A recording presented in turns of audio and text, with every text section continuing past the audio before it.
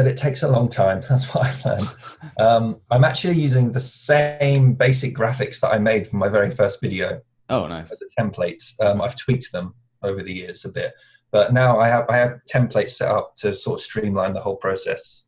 All right, we are recording. Today I have on Matt Notley. He's the founder of Left-Handed Guitarist, and he teaches people how to play guitar. He has tutorials on YouTube on how to play guitar if you are left-handed.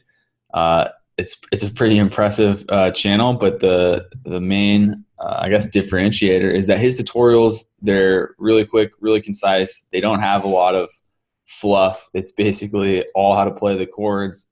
Matt displays all the different ways to play a song, and then just goes over it, and any parts of the instructional, he's talking while he's playing. So it's really concise, probably better than any paid product you could get for learning guitar if you're a left-handed player. So Matt, thank you for coming on. I really appreciate it. No worries.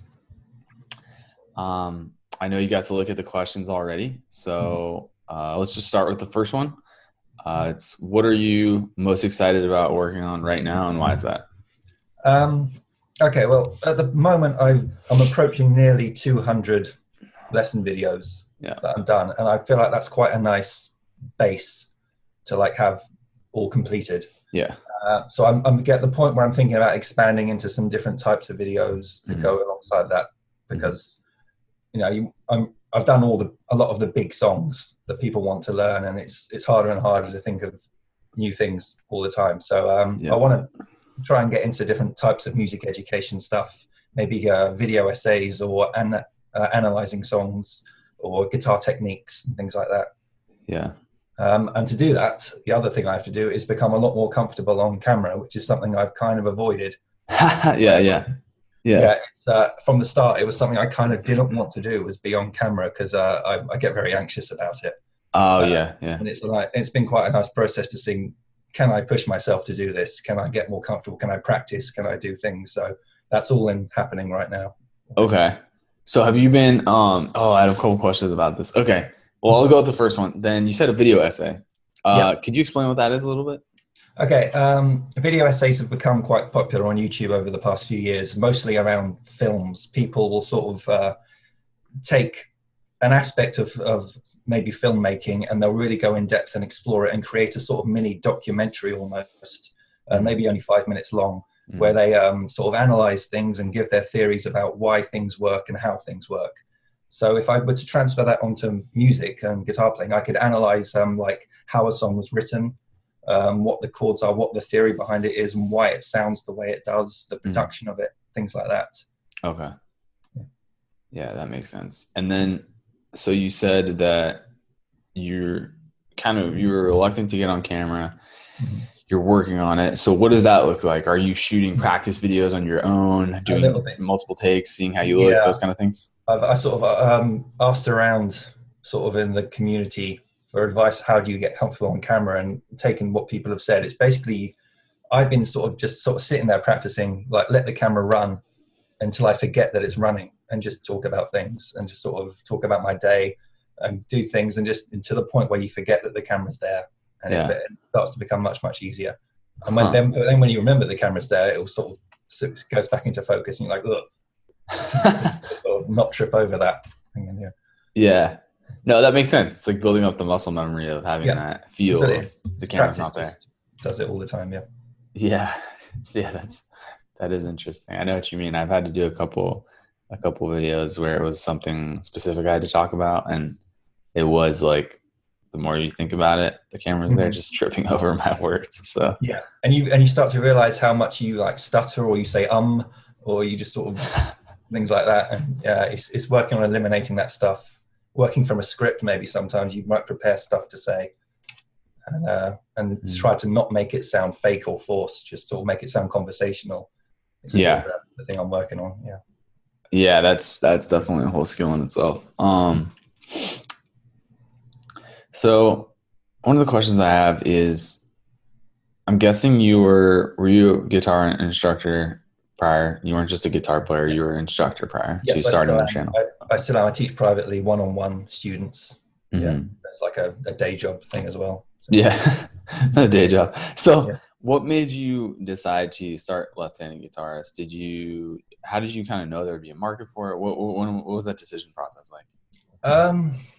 It was gestating for quite a while. Teaching one-on-one is fun, but after a while it becomes routine. Like you're teaching the same things to different students. You're telling them the same things, and you're getting the same results. And sometimes you get a really fun student, but a lot of the time you're doing the same thing. And I've always had this need to sort of do something creative. It's just always been part of me, maybe whether it's writing or drawing or music or things like that. I just want to do creative stuff. And I was at the time I was doing three jobs sort of. I was working retail during the mornings. I was teaching guitar during the afternoons and evenings, and on the weekends, I gigging in bands. Oh, okay. I still am doing that as well. Yeah. And it got into this very much a routine that I felt, no, I need to break out of this. I need to do something creative and flex myself a bit. And I'd always use YouTube as a resource for guitar learning, and I'd watch the videos on there, and I'd always get very frustrated with the way the typical YouTube guitar lesson is done. Someone sitting there talking, telling you where to put your fingers for each chord. Before they'd even start, they'd try to sell you something, or they'd talk about what the song means to them, and they'd tell stories, and it's just got nothing to do with learning the song. There was one, which I think the one that really just made you over the edge. Yeah, was one where a guy sat down, he said, before I teach you this song, I'm going to recite a poem that I've written. Oh, God. I was like, what? So I just stopped the video. This ends today. Yeah.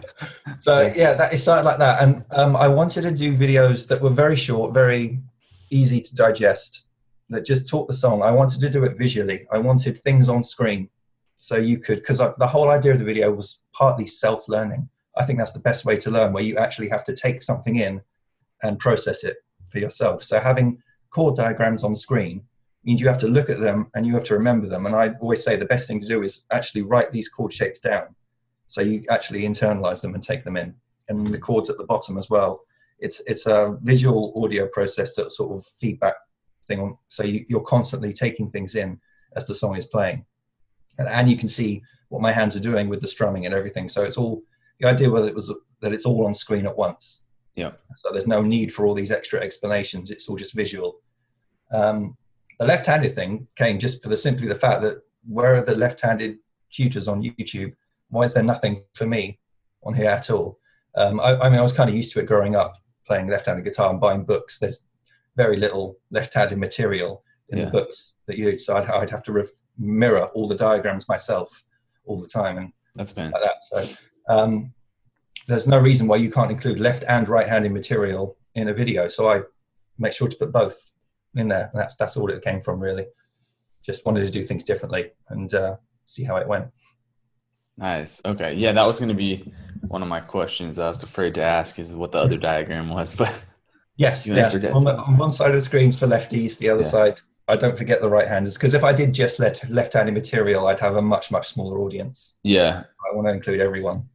No, that makes sense. I was going to get into some what you might start doing, but the thing about materials is interesting, because that was a pain point for you learning guitar. Do you already have any, or are you thinking of making some of your own materials to replace some that aren't great for people that are left-handed? A little bit. What I do through my Patreon page is you can download chord charts of the songs that I've written, and I do them in left-handed versions and right-handed versions as well. Mm-hmm. That's the main thing at the moment. I really struggle to think of things to offer through Patreon, and everything on there has come through people asking for them. Mostly, mm-hmm. I always get people saying, where can I get the chord sheet for this song? Or where can I get the backing track for this song? So I just started putting them up and saying, yep, that's part of the Patreon pledge. You can get all that stuff. And what, I guess, level of support do patrons have to be at to get access to those? For the chords, it's the basic, just $1 a month. Oh, wow. Stuff, yeah. Because, nice. I mean, they take a little while to make, but I do them as a matter of course anyway. When I'm making a video, I need to have a reference sheet. So it's not too much extra effort to just offer that to other people as well. Yeah. And then everything else I got up in little, like the backing tracks, that's $3. and then you can actually get access. I make them in a program called Guitar Pro. So at high levels, I let you download the actual raw backing tracks that I made, and you can edit them yourself and mess around with them as much as you want. Oh, wow. And that's at the $1 level as well? Now that's up going nearer to $10 for that sort of stuff. Okay. Nice. Yeah, so a few different levels, yeah. That's great. No, that's awesome. Yeah, I'm sure people love messing around with those tracks too. So when you were thinking about doing this, I guess, company to teach people about left-handed guitar, was the YouTube channel your only like main idea for this, or did you have other ideas that you're still planning on making? Did you know you would want to expand it out to a side or a Patreon account? What were you thinking when you started it? I think at the very start, I was because this was around 2011, 2012, there was this whole thing of where you could buy online courses that people had made on various websites. And I was thinking I was going to do that. I was going to create a bunch of pre-recorded videos on learning guitar, and I put them up and you could just buy them all as a package. The more I sort of thought about that, and the more I saw the stuff on YouTube, I started going more towards YouTube because it was much more dynamic. It was much less of a time investment as well. I wouldn't have to do everything at once and upload it all together. I could just do videos weekly as I felt like doing them. Whenever inspiration hit, I could just make a new video.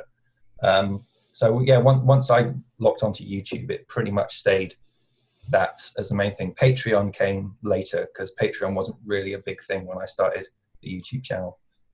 Yeah, Patreon more recently got big. So you kind of knew that YouTube was going to be your main source. I think so. Yeah, especially back then, YouTube felt like a pretty safe investment of a way to spend your time. These days, it's a bit more rocky. If you want to go brand new into YouTube, I think you've got a little bit more work to do now than I did back then. I went in at an okay time to do it. When was this? The first videos I put up were in 2012. Oh yeah.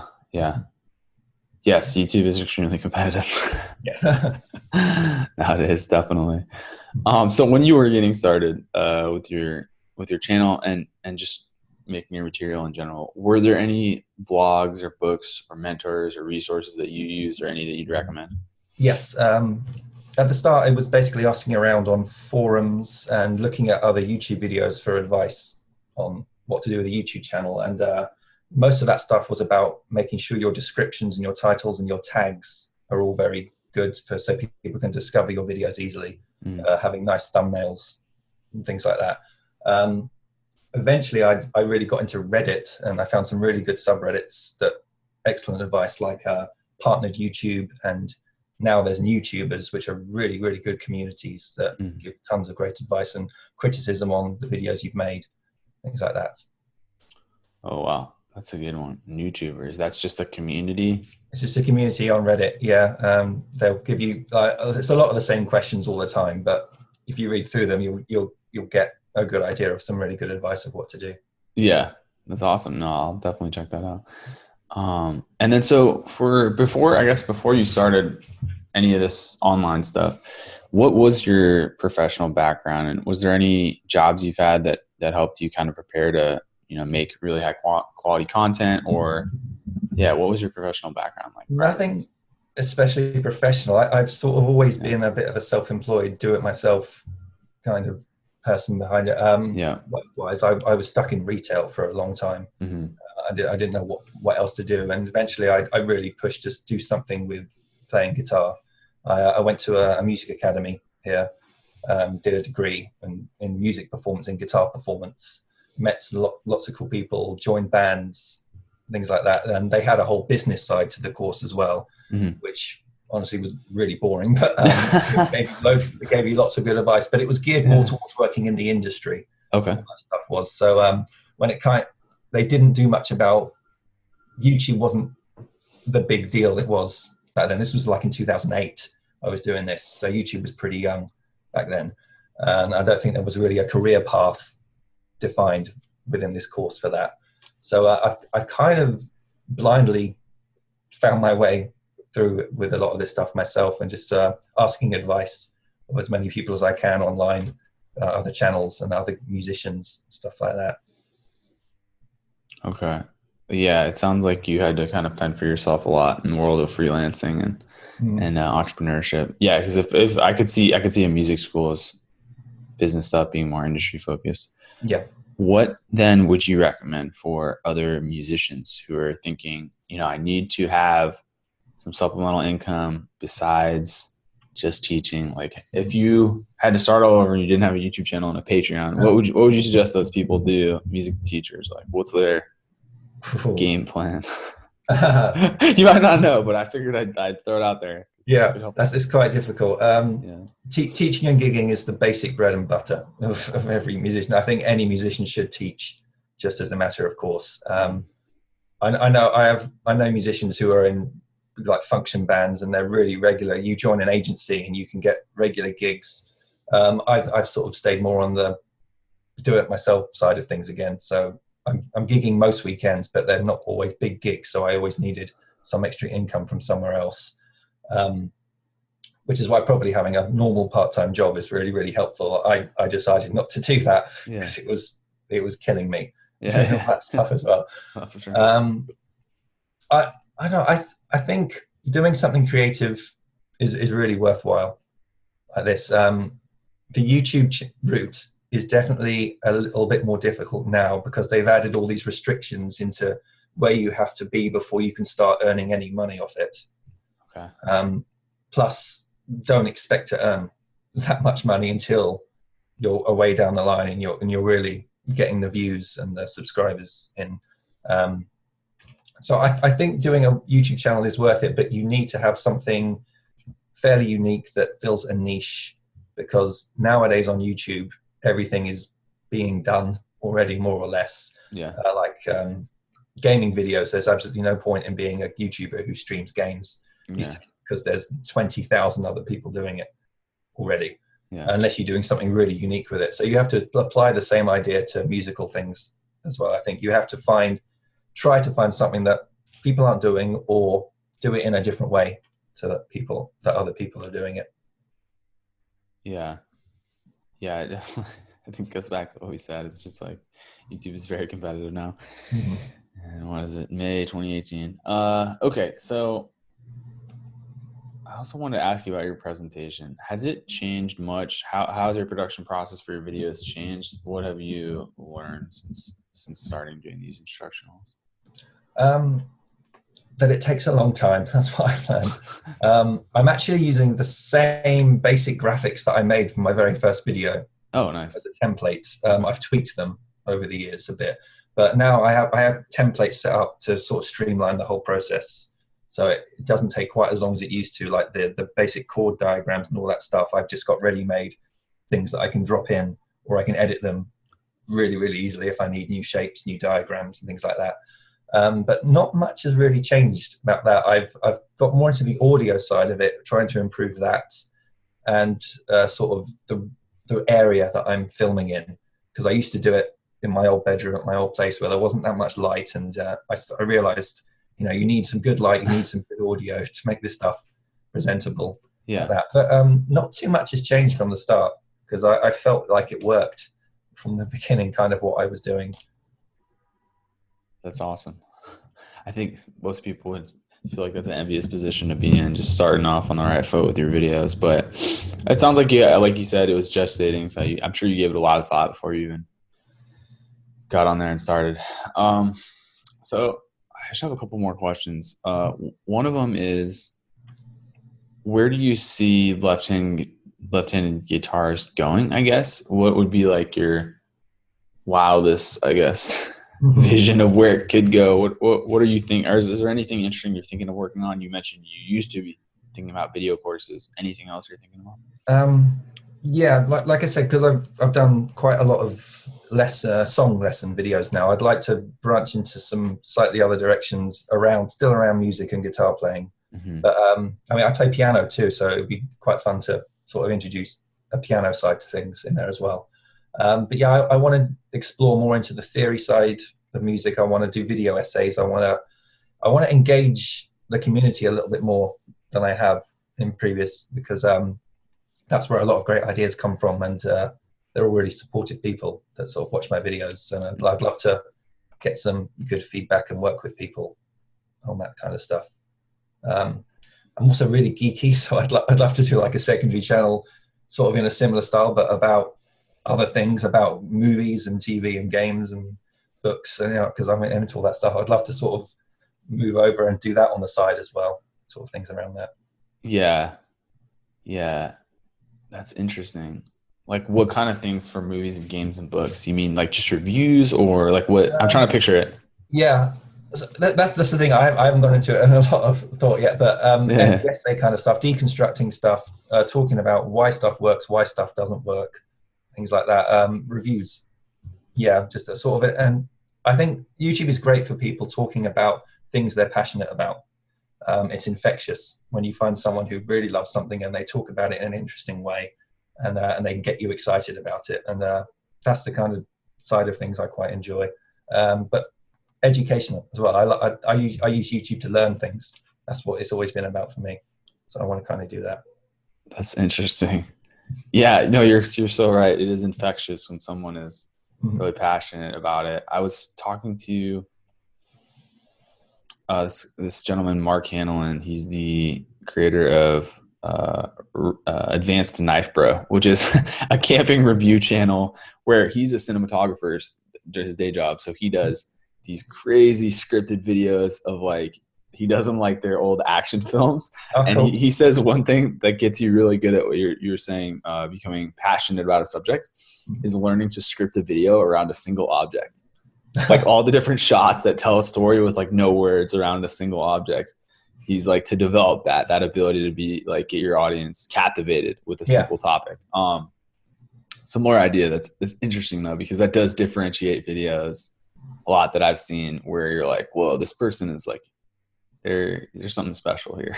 Yeah, that's exactly it. Yeah, as personality is a big factor on YouTube, which again is something, because I don't appear on camera much, is something I feel like I have neglected. Yeah, and I'd like to rectify that a little bit. Yes, no, I feel the same way about the artistic sense, because I have so many things I have to improve on, like my eye for detail with a design. So like when he was saying that about scripting videos, I was like, I need to learn this.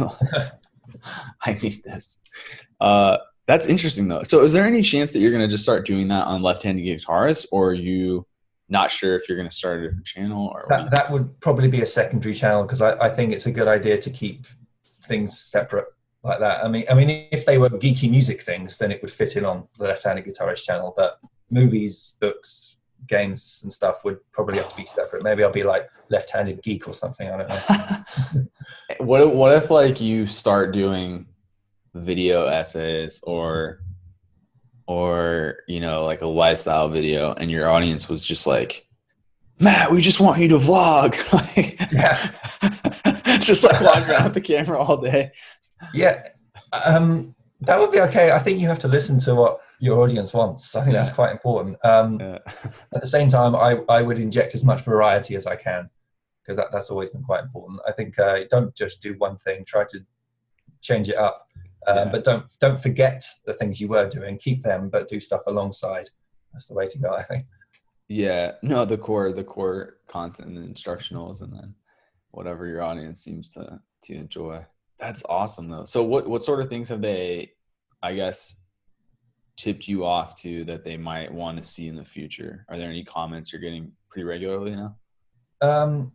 It's usually song requests. That's always the big thing. And I spent a long time debating how to accept song requests, because it's really difficult if they don't fit in with the channel, or if they don't match the style of kind of music that I've been doing. So I finally added it on as a Patreon thing, that you can suggest artists that you'd like to see me do, and then we'll all take a vote on which ones come to the top. Yeah. Like that's so I tried to discuss it with the community about how to do it, because just taking direct requests is a bit of an unfeasible challenge, because I would be swamped. Yeah. Tons of people, and it would be a ridiculous amount of work for a song that I might not particularly want to do, or think this song just doesn't work with the channel. So it needed to be curated. Yeah. Somewhat. That's kind of the route that's been going down. Oh, that's kind of cool though. The kind of outsourcing the curation to your audience. I like that. That's a cool idea. And you just do that with some sort of poll on Patreon? Yeah, it was just a poll. Okay. Yeah, and I just decided to choose like the top 3 results would be the ones that get done, but the specific songs I would choose them myself. They would just choose the bands that they want to hear me do. Okay. How it works at the moment, anyway. I see. So what's an example of like a request where it was automatically a no? You're just like, no. That's a good question. There are people, I can't think of a specific, but there are definitely people who suggest sort of stuff that's very electronic. Yeah. That's the hardest one, because I do mostly just chord stuff, strumming style. Oh, okay. If the song is really sort of riff based and it's based around individual notes, like super technical guitar riffs. Yeah. I kind like of just bass melters. Yeah, it's like I can't present that in the form that I'm doing it. I can just picture the charts like just like just all this just ridiculous amount of stuff changing at the speed of light. You just can't work that way. It has to be pretty simple songs that require you can just strum through. Yeah, I can see why that wouldn't work on your channel at all. You should just do a spoof video with like lights flashing, like I did an April a smoke machine. This year I did an April Fool's video. I did a Spice Girls song. Oh, nice. Which actually turned out to be really popular. That's hilarious. And I enjoyed it more than I thought I would. Because you could do one as a spoof and see if people get it, like a completely untenable song to learn on video. Yeah. Just like Buckethead or something. Oh my God. Yeah, I had some friends in high school. I was in a recording class, and a couple of them were into the really technical guitar, learning these really technical riffs, and they just loved it. That's all they would do. And it was just super annoying to record tracks with them because it would just be the entire song, like trying to facilitate them doing these insane riffs. Yeah. Oh God. Yeah. It's a good time though. So what, I do have some more real questions. What would you suggest? Like, what's the number one thing someone can do to improve their video quality for YouTube, whether that be lighting or recording or just how they present the material, like storylining? What would you suggest? I think one of the big key things is the audio quality is super important. If you don't have a decent microphone, get one, because they're not that expensive and they will make a world of difference.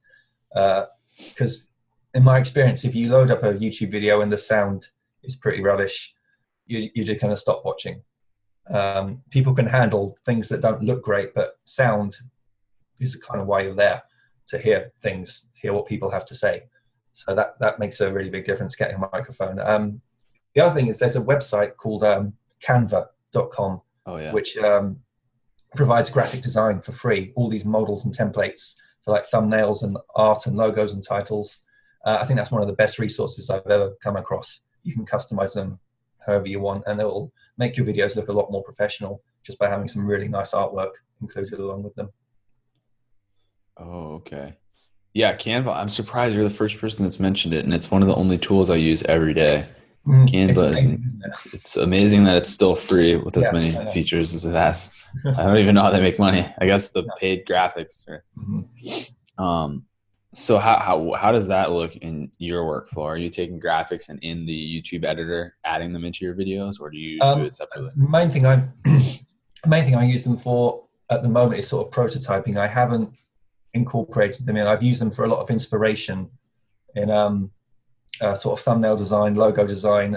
I've actually used them more for my bands that I play in, for sort of creating posters and logos and the titles and things like that, just for sort of advertising us.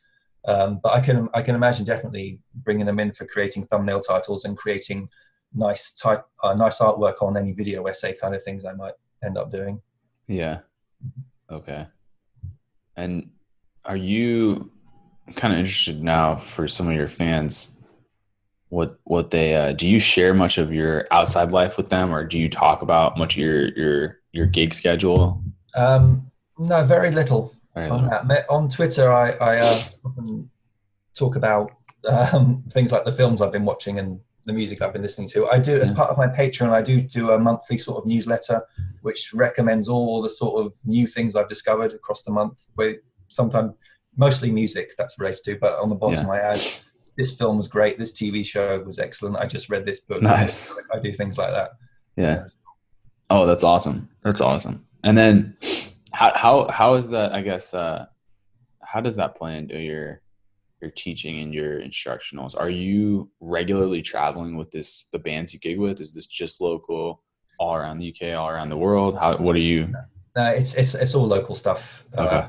sort of in the area around. I'm in 3 different bands at the moment, and they're all Okay.